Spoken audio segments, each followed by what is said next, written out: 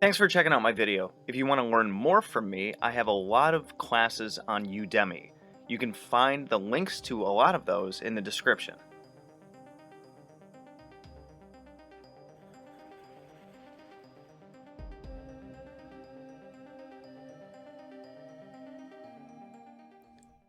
So here's an interesting one I haven't talked about before. Using a ton of incense.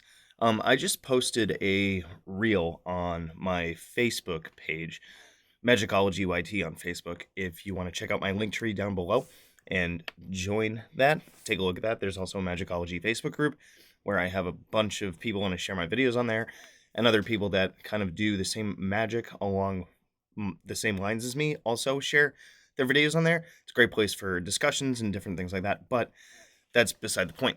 So, why do we use incense in rituals, right? So, one, you have the different effects of incense. The smells of it can kind of get you into that ritualistic mode, especially if it's something that you only use in ritual, right? Because anything that we reserve for just ritual alone psychs our mind into, oh, this is something different than Upwork home TV bed. This kind of thing is psychologically tied to rituals. It's why we have certain tools that we only use in ritual. It's why we sometimes wear certain things in ritual and not in other things. You know, you wouldn't wear a ritual robe to work, right? You wear it when you're engaging in magic. When we burn incense, and this is why I only reserve incense for rituals and stuff, it's because it psychologically says to my subconscious, yo, we're doing something different here. But when we're working invocations and we're making offerings to spirits and different things like that, it calls for a lot of incense. And I mean, a lot. The more that you can without, making it so you can't breathe, go for it. If you work with like other invocational modalities, like ones with the Solomonic spirits, the Goetia, it says use copious amounts of incense around the triangle of art, right? The Now, going into a little bit of spirit theory and stuff like that, spirits are from a different plane of existence, right? They're not part of our height, length, width, time dimensions. They are arguably in a different dimension or realm or what have you. And we make offerings to produce some energy that they can use in order to manifest and connect with us. Pixie, can you move your head because you're bumping the laptop? You're making my camera shake. She's literally right behind the computer right here. It'd be funny if you guys could see this. Anyways, so we use that incense as an offering because we are trying to make something happen that is as close to that dimensional plane as we can get.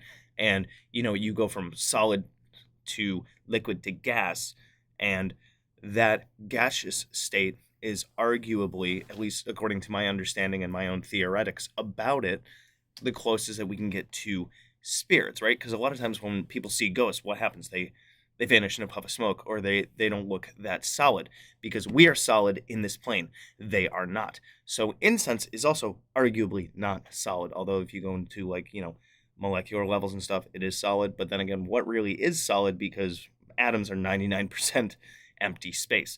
I am 99 point blah blah blah empty space. Anyways, stepping too much into science and blah blah blah. Mainstream science. We don't, meh.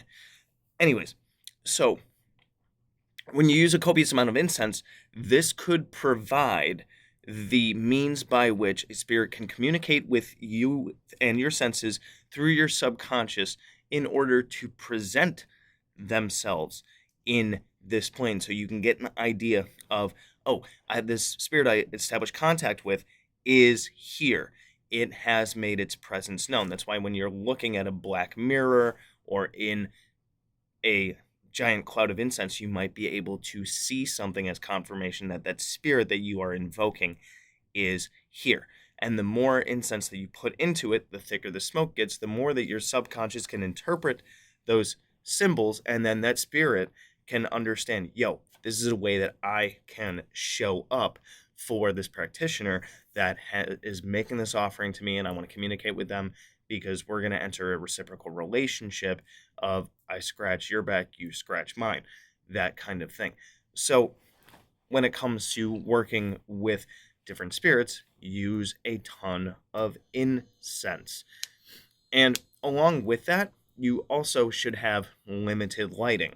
Why? This kind of tricks your mind into seeing things that aren't there, is what other um, people or skeptics and whatnot would say. But like when I have all my lights on and stuff down here, I'm seeing everything that's in physical reality, right? But why do you think a lot of spirits and different things like that are seen at night?